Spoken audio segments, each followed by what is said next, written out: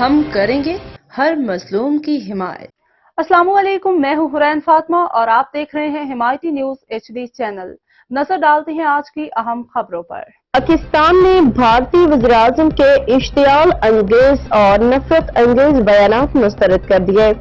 ترجمان دفتر خارجہ نے کہا ہے کہ پاکستان مودی کے اشتعال انگیز اور نفرت انگیز بیانات مکمل طور پر مسترد کرتا ہے۔ دنیا خطے میں امن اور استحکام کے لیے کوششیں کر رہی ہے، ایسے وقت میں یہ بیان غلط معلومات اور سیاسی مفاد پرستی پر مبنی خطرناک اقدام ہے۔ دفتر خارجہ کی جانب سے کہا گیا کہ پاکستان سنتاس معاہدے کے تحت اپنے حقوق کی حفاظت کے لیے ہر ضروری اقدام کرے گا۔ ترجمان دفتر خارجہ نے کہا کہ پاکستان خود بھارت کی سرپرستی میں ہونے والی دہشت گردی کا شکار ہے۔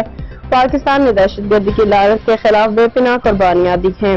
دہشت گردی کے خلاف عالمی جنگ میں پاکستان کی خدمات اور قربانیاں دنیا بھر میں تسلیم شدہ ہیں۔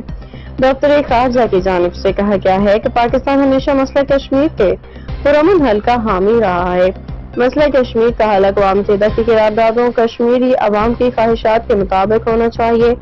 صدر ٹرمپ کے تنازع کشمیر کے حل کی کوششوں کی حمایت کا اعادہ کرتے ہیں۔